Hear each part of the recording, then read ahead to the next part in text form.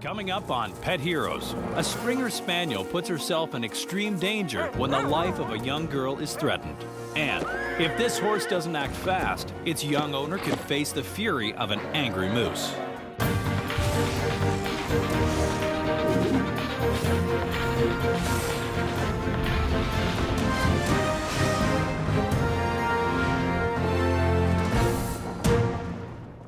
Hi, I'm Jason McCoy, and welcome to Pet Heroes. These days, our encounters with wild animals are often confined to zoos. So what happens when we and our pets come face to face with surprisingly dangerous and unpredictable animals on their own turf? Let's look at two stories of people and their pets taking a walk on the wild side. The historic town of Princeton is nestled in a pristine valley in British Columbia's southern interior.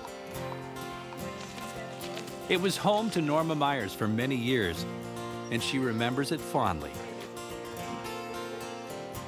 Princeton is a lovely little town. It's beautiful scenery, lots of wildlife, very nice, friendly people. If you like hiking, and if you like canoeing, and if you like swimming, this is the place to live. Norma's daughter Heather and granddaughter Allie still live in Princeton. Allie is a busy teenager, dividing her time between volunteering and competitive sports. But her real passion is animals. Good girl. I like dogs a lot. I have a dog right now. She's 5, named Sadie. Allie's grandma has always had dogs.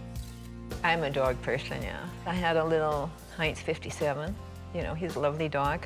Then I had a little Shih Tzu, poodle. I have a little Lhasa Apso cross Bichon. I have a Bouvier. And I have West Highland White Terrier. They're all pretty well all rescue dogs.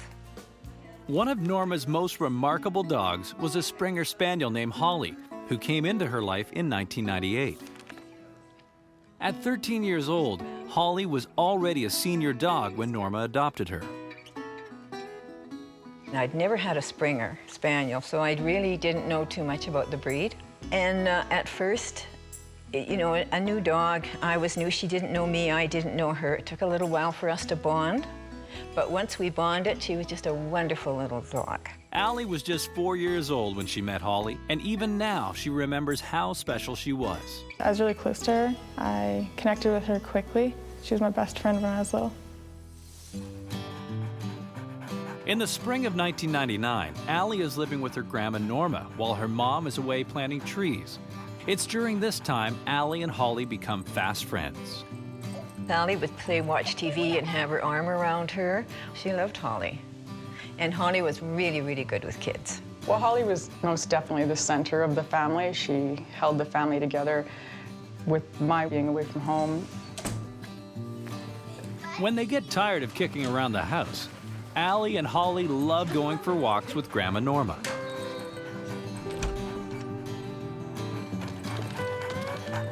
The trails that run along the river and into the woods are Holly's favorite, and just a short drive from Norma's house. But the walk they take today will be one they never forget. It begins like any other, and after making their usual stop to grab root beers, they hit the trails. Sally was just 4 years old. She runs ahead, you know, looking at this and picking up stones and throwing them into the river. And Holly, of course, was running around and flushing out birds or something. And we walked along, and I think it's about a quarter of a mile, maybe half a mile. And then we came across a bend. Just around the bend, Allie encounters a deer, a common sight on the trails surrounding Princeton. Only today, something is very wrong. This isn't a typical timid deer, but a hostile, wild animal. Allie immediately senses the danger and becomes frozen with fear. I remember being like really big and just kind of like coming at me. The way it kind of like looked and the speed it was traveling made it seem more aggressive. Renowned naturalist Brian Keating has worked closely with wild animals for over 30 years. We like to think deer are all Bambis, and they are for the most part. But they're Bambis that have been honed by an evolutionary lifetime of being pursued by top-notch predators. With any animal, there is going to be that fight or flight period. So if you get within a certain distance, it's going to be flight. It'll take off if it's a prey species like a deer. But if you somehow cross that threshold and you catch the deer having a bad day or defending perhaps a youngster that's hidden in the bush, then it could be a very different outcome. The doe is primed to attack Allie. Allie! And Norma is too far away to save her. I said, Allie, come. And I screamed, and Holly came running out of the bush. Holly rushes toward the deer, taking on an animal 4 times her size to try and save Allie.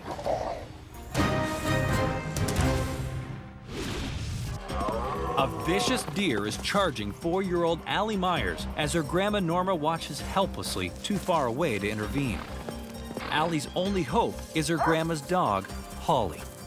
When I screamed, of course, Holly came, because they know, dogs know, and she was looking after her family, right? And Holly can run faster than, of course, than me, than Allie. And if Holly hadn't got there, Allie would have got it. Wendy McClellan is a doctor of veterinary medicine, and she's not surprised Holly came running. Springer Spaniels were originally bred for hunting. They were good at flushing out game and tracking them. They're very alert, so they follow instructions and commands. When Norma called for help, Holly didn't hesitate. She was ready to go. She would see immediately that the little girl was in danger and put herself right in front of her. Holly gets between Allie and the rampaging deer, allowing Norma to pull Allie out of harm's way. But now Holly is in trouble. Then she didn't have a chance, because the deer came right down on top of her. The deer attacks using its powerful front hooves. Their method of attacking is a stiff-legged downward stroke. Their hooves are very sharp. They've got cloven hooves that have very, very sharp edges, powered by very strong muscles in those legs that are designed for getting away. But if they're forced to fight, if they get within that fight or flight distance and you manage to force them to fight for whatever reason, it can be immediate and lightning fast. And that slashing hoof can create serious damage, broken bones, cut skin, certainly damaged body parts. Holly struggles to fight off the deer, but it's becoming clear that she doesn't stand a chance. I had a leash, Holly's leash, and I was trying to hit the deer with it, but didn't even bother. And a deer is just one solid muscle. I couldn't believe how strong they are. So in the meantime, I had this dog laying there bleeding. Holly! The deer is relentless as it pummels Holly. Norma can't seem to do anything to scare off this crazed animal. But then she remembers the pop bottle. She hopes that spraying the deer may work, and she's shocked by what happens next. Remarkably, the sound alone scares off the deer. I shook it, opened it, and went like that, and the deer ran away. The danger has passed, but Holly is beaten to a pulp. Norma doesn't know if her dog is going to make it, but she knows that she needs to get her some help, and fast. I knew I couldn't carry her. And a truck came, and I ran and called it down. And the guy said, what's wrong? I said, my dog was attacked by a deer. He said, holy crow.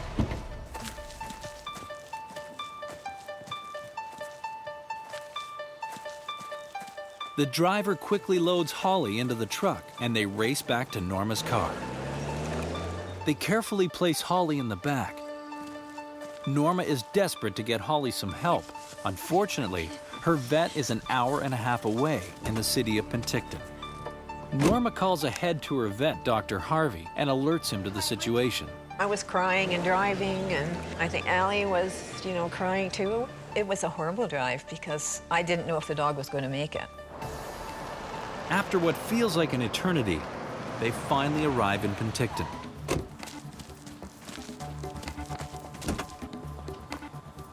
We got to Dr. Harvey, and of course, I'm shaking so bad when I got in the car. My knees were going, everything out in the car. I said, help me, my dog's in the car.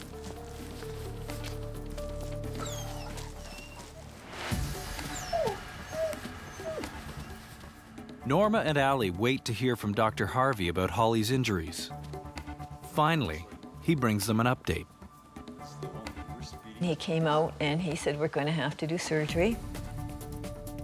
And this is one of the worst beatings I've ever seen of a dog.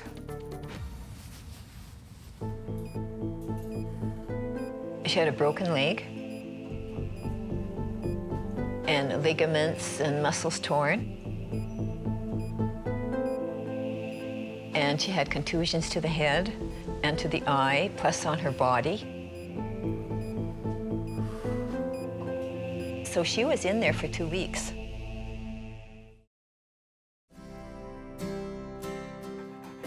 Holly is finally able to come home. Almost good as new. One eye was damaged in the attack and needs further treatment. But otherwise, she's made a full recovery.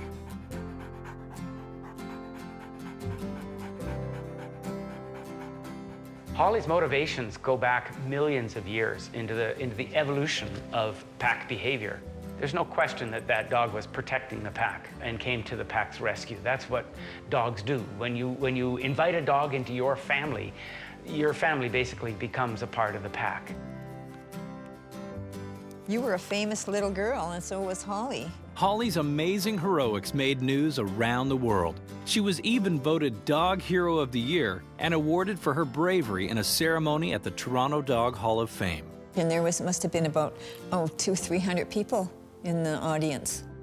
2 years later, at the age of 16, Holly passes away. But her amazing heroics and her love for her family will always be remembered. Holly was a hero by saving me from the deer and from being brave. For that deer to come at Allie and Holly to rush forward was pretty amazing. I think it's pretty crazy that Holly was protecting her family, and it's pretty remarkable that I was the one who got trampled. Well, Holly is a hero to us because she protected us and saved us from injury, and because she loved us so well. She's our hero.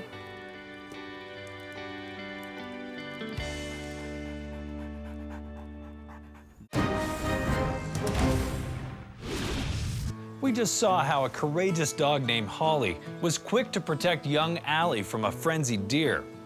Next, we meet Shelby Lynn and her trusted steed, Jessie. Shelby Lynn Latimer lives on a farm just outside Mattawa, Ontario.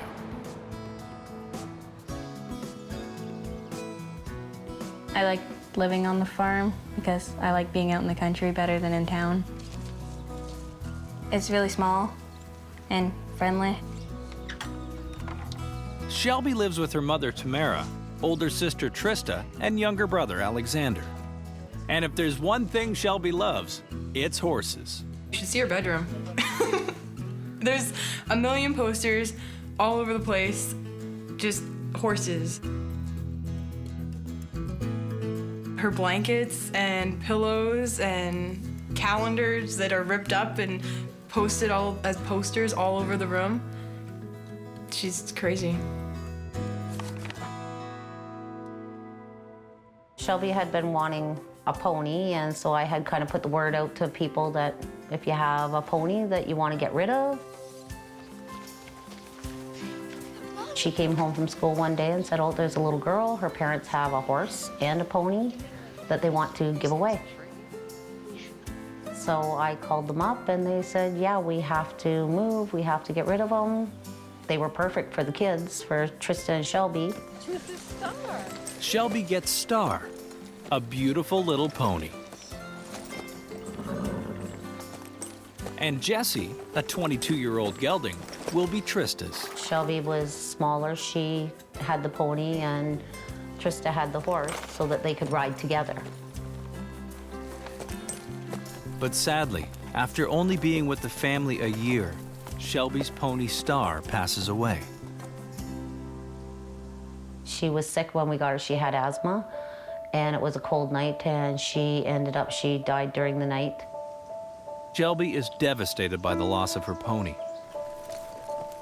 Trista knows that horses mean the world to her little sister and decides to give Jessie over to Shelby.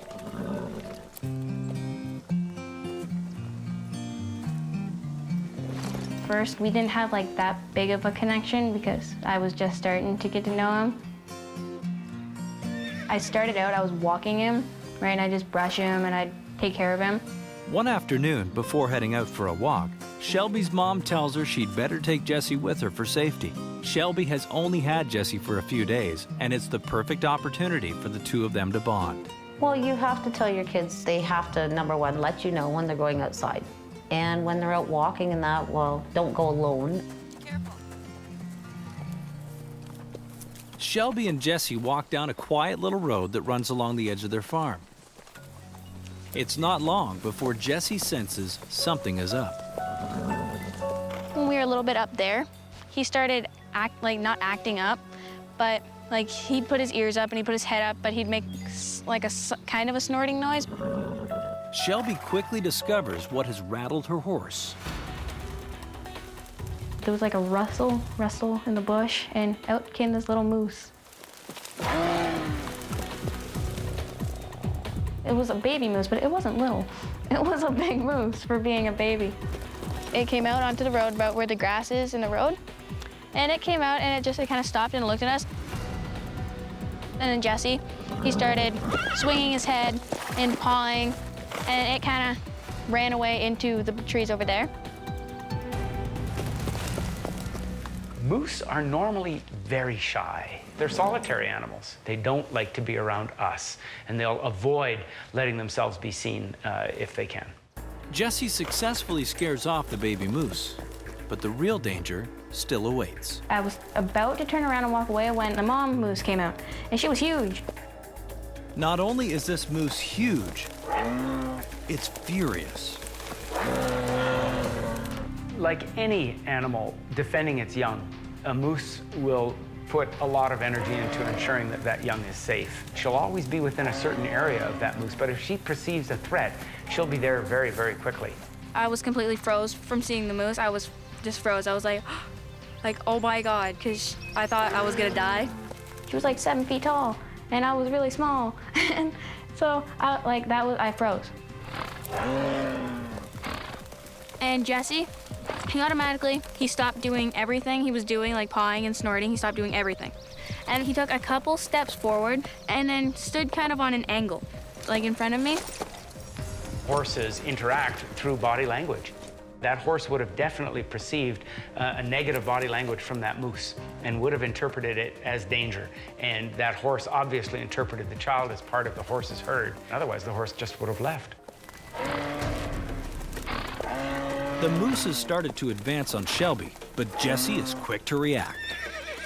After shielding a terrified Shelby from the danger, Jessie does something even more valiant. He was standing there all calm, and all of a sudden he slapped himself, kind of with his lips, on his side. And I kind of took that as a gesture to get on, we have to leave. Without the help of a saddle, Shelby struggles to get on Jessie. So I just kind of threw the lead rope over Jesse's neck, and I jumped with all my might. He was standing like this, and he just kind of spun and then took off that way, like straight home.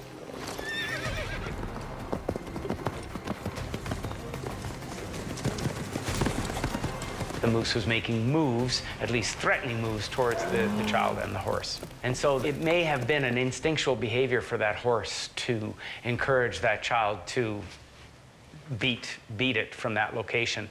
Shelby and Jessie leave the aggressive mother moose in the dust. I looked behind me, and she wasn't running behind us, but she was kind of like taking little, fast steps. She was still flailing her head and making the snorting noise.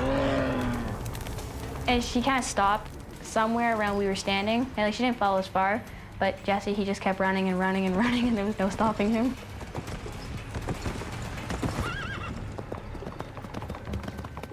Well, I was really, I was scared because it was faster than he's ever ran before, right? So, and I was flailing everywhere as he's running, so I was kind of pumped about that. But yet I was so scared because there was this 7 foot tall moose could have killed me. Shelby makes it back to her mom, shaken but eager to tell her frightening story. Initially, when I saw Shelby coming back to the house, I was upset because she was galloping, and you're not supposed to gallop back to the house. But when Shelby came in the driveway, I saw her face and she was like, Mom, Mom, Mom. And she's, I guess, kind of scared and excited and just, wow, you know, look what just happened.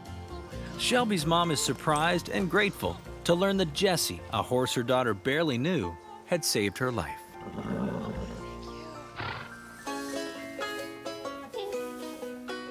I am beyond happy I had Jessie with me. Because if I hadn't, I probably wouldn't be here right now. Shelby and Jessie are best friends. Everything she does is about Jessie. Her Facebook is about Jessie. Jessie's her world right now. But he waited for her and defended her, so yeah, I think he's a hero. I'm glad he was there. Jesse's a hero, really, for not giving in to his prey instinct to bolt. There was nothing stopping him from saving himself, so he was a hero for sticking around until she got on and he could take them both to safety. I think Jessie saved my life, because I probably would have died if he wasn't there. Jessie is a hero. He's my hero. Many of us enjoy spending time in the great outdoors, but we're often unprepared for close encounters with wild animals. Luckily, our pets are more in tune with their instincts and are willing to come to our aid. Jessie's quick and decisive action helped prevent a disaster when Shelby Lynn found herself in dangerous proximity to an aggressive mother moose. And despite her small size, Holly didn't hesitate to put herself between Allie and a rampaging deer, a decision that almost cost her her life, but saved her young friend. For more information, visit cmt.ca/petheroes.